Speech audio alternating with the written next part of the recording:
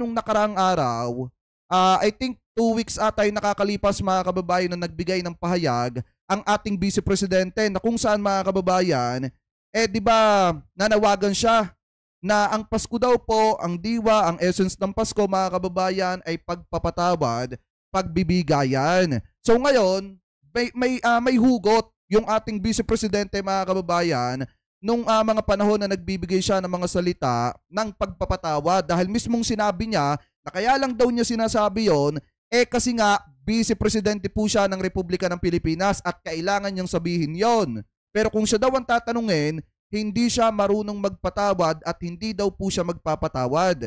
Handa pa nga niyang dalhin mga kababayan hanggang sa ilalim ng hukay mga kababayan yung salitang hindi pagpapatawad. So ngayon, pakinggan muna natin itong balita 2 weeks ago mga kababayan yung nakakalipas and then gawa natin ng reaction itong inilabas na bagong video ng ating Vice Presidente. Ano po, eto mga kababayan, pakinggan muna natin. Nagpaalala si Vice President Sara Duterte sa publiko na maging mapagpatawad, mapagbigay at mapagmahal ngayong magtatapos na ang taon. Sa kanyang talumpati nitong Martes sa gift giving ng Office of the Vice President sa Lagawi, Ifugao, sinabi ni VP Sara na kailangan niyang bigyang diin ang importansya ng mga ito bilang pangalawang pangulo ng bansa, lalo na sa bahaging ito ng taon kung saan karamihan ng mga Pilipino ay nagdiriwang. So ibig sabihin mga kababayan, kaya niya binibigyan ng importansya yung salitang pagpapatawad or paghikayat sa mga kababayang Pilipino natin na kapag dumadating yung Pasko ay magpatawad kayo, patawarin nyo yung mga kaaway ninyo, patawarin nyo yung mga kapitbahay nyong chismosa mga kababayan, dahil Vice Presidente po siya ng Republika ng Pilipinas, hindi dahil siya ay isang mamamayang Pilipino na may pusong makatao mga kababayan. Ayan o, napakaliwanag ng sinasabi dyan. So ngayon, ipagpatuloy pa natin. Ngunit bilang personal na pahayag, binigyang diin ni VP Sara na siya ay hindi talaga magpapatawad. Bagaman wala siyang binanggit na pangalan kung sino ang kanyang pinatutungkulan. Alam niyo mga kababayan, eto ang tawag ko sa ganito. Hindi pa naman na Christmas ngayon disperas pa lang. Mga kababayan, kaya lulubos-lubusin na natin. Alam niyo yung tawag ko sa ganito? Plastic yan. Bakit mga kababayan? Kasi ikaw, sinasabi mo on public na kaya mo sinasabi yung kasi Vice Presidente ka ng Republika ng Pilipinas, handa mong plastikin yung sarili mo at saka yung mamamayang Pilipino. Tapos sasabihin mo, magpatawad sila. Paano sila magpapatawad kung mismong yung nagsasabi na magpatawad sila ay hindi marunong magpatawad? Diba mga kababayan?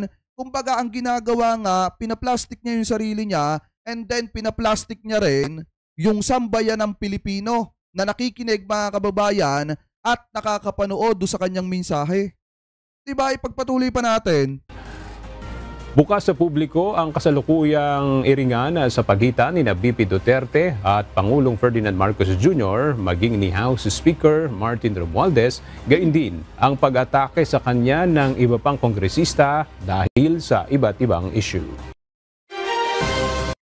Ayan mga kababayan ha, maliwanag, hindi daw po siya magpapatawad kung saan tatanungin bilang isang tao, bilang isang Pilipino. So ngayon mga kababayan, pakinggan po natin etong inilabas na pahayag mga kababayan ng Office of the Vice President.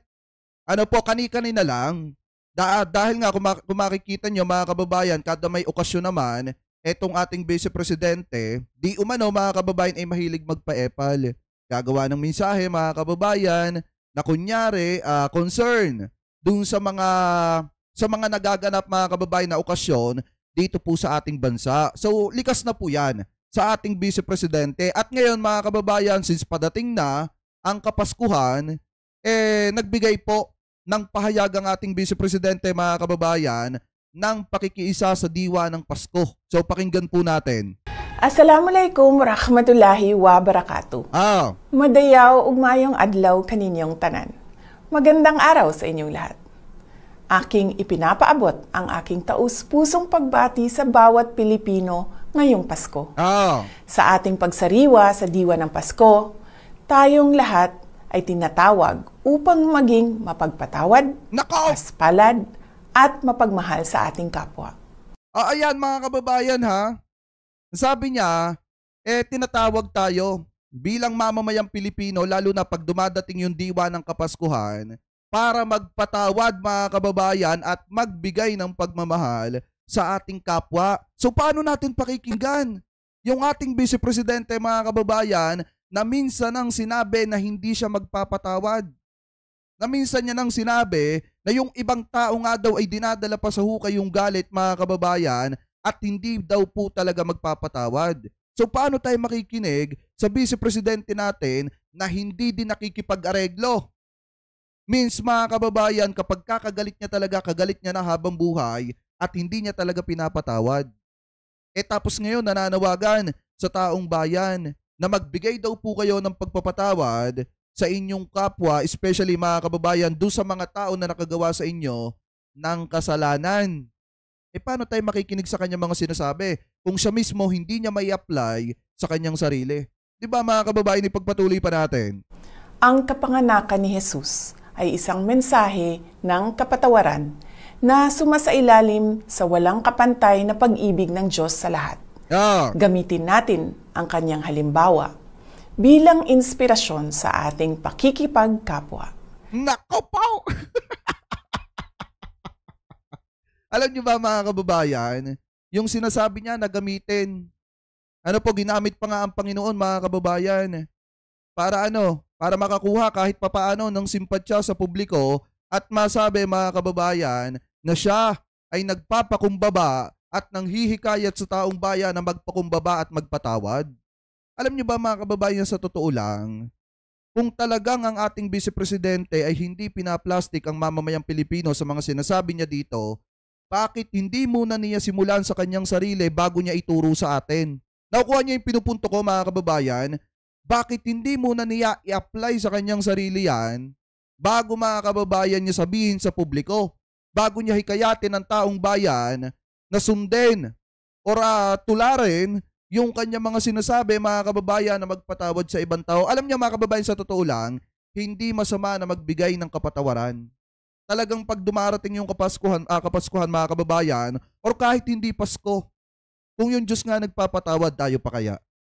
Diba mga kababayan? Kaya nga kung titingnan po natin, since sa kanya na nanggaling na hindi siya nagpapatawad, paano ba yon?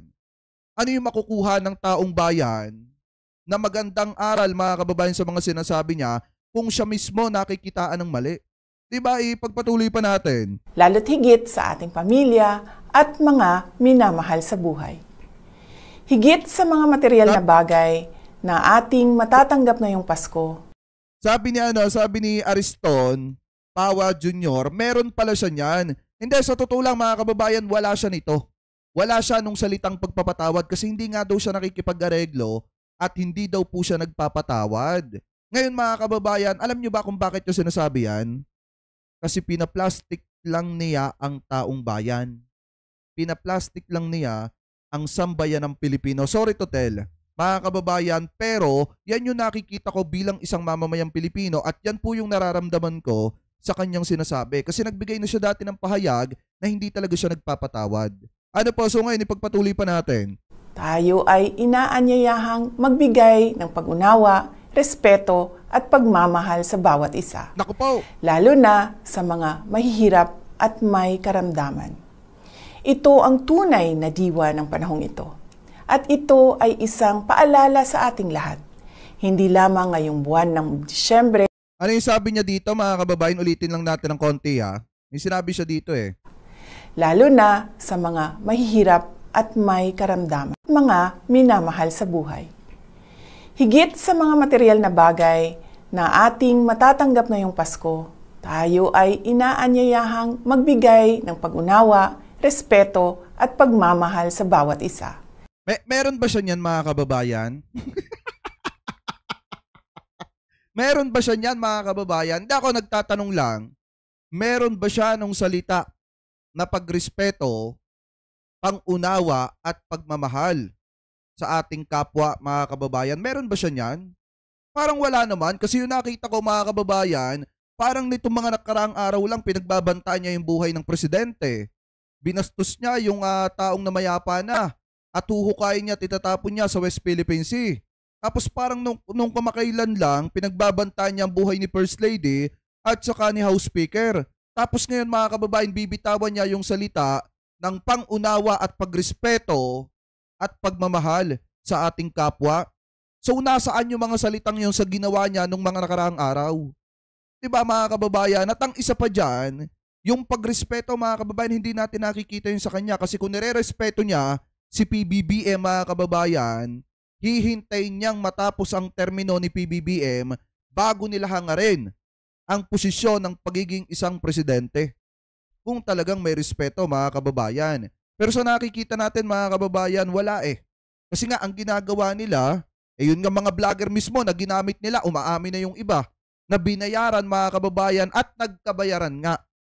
Ano po doon sa isinasagawa na EDSA rally para patalsikin si PBBM. Diba mga kababayan, kung doon pa nga lang, atat na sila, nasaan yung pagrespeto nila? Hindi nga nila inarespeto ang presidente, tapos ngayon tuturuan mo kami na rumispeto sa iba. Diba, ipagpatuloy pa natin. Lalo na sa mga mahihirap at may karamdaman. Ito ang tunay na diwa ng panahong ito. At ito ay isang paalala sa ating lahat. Hindi lamang ngayong buwan ng Disyembre, kundi sa lahat ng araw. Naku po! Muli, ipinapaabot ko ang aking mainit na pagbati sa bawat Pilipino saan mang panig ng mundo. Malipayong Pasko ug mabungahong bagong tuig kaninyong tanan. Ayan mga kababayan ha, na plastic na naman tayo ng ating Vice Presidente. Ang galing! Ang galing! Ganyan-ganyan utuin ng mamamayang Pilipino. Kaya nasa sa inyo na lang mga kababayan kung magpapauto pa kayo sa ating Vice Presidente. Diba? Hindi ko kayo hinihikayat na magalit sa kanya, pero sa ginagawa niya mga kababayan na ito, after niya ipakita yung pambabastos, pambabalahura sa presidente, kung paano niya i-PI, mga kababayan, ang presidente, ang House Speaker, and then itong First Lady, mga kababayan, doon pa lang makikita niyo wala ng respeto. Hindi inirespeto ang First Lady, hindi inirespeto ang presidente, mga kababayan, at saka ang House Speaker. Siya ba mga kababayan, minura ba siya ni PBBM? Minura ba siya ni House Speaker Martin Romualdez? Minura ba siya ni First Lady? Hindi. Kasi mga kababayan, kahit papaano, nire-respeto pa rin yung kanyang pagiging Vice Presidente. Siya, halos sunod-sunod mga kababayan, nitong mga nakarang araw yung pag-atake niya sa presidente. Hindi lang basta pag-atake, kung hindi, pinagbantaan pa niya ang buhay ng presidente. Tapos ngayon magbibigay ng mga ganitong klase ng pahayag na inuuto tayong taong bayan. Eto, tanong mga kababayan ha, sa mga nanonood dyan at sumusubaybay, eto, magpapauto pa ba kayo sa mga ganitong klase ng salita na kung saan nilalambing kayong pasimple pero deep inside, pinaplastic ang taong bayan? Bakit ko nasabi mga kababayan? Kasi sa kanya na nga mismo nanggaling na hindi siya nagpapatawad. Tapos tuturuan kayo na magpatawad daw kayo. Although hindi naman masamang magpatawad, pero sana umpisahan niya sa kanyang sarili bago niya tayo turuan. Bago niya isuggest sa mamamayang Pilipino. So ngayon mga kababayan, maliwanag naman na yan po ang panawagan at pahayag ng ating Vice Presidente na magpatawad daw po kayo at magbigay daw kayo ng respeto sa mga kababayang Pilipino daw po natin, lalo na sa mga mahihirap, mga kababayan at sa ating kapwa. Yan po yung sabi ng ating Vice Presidente.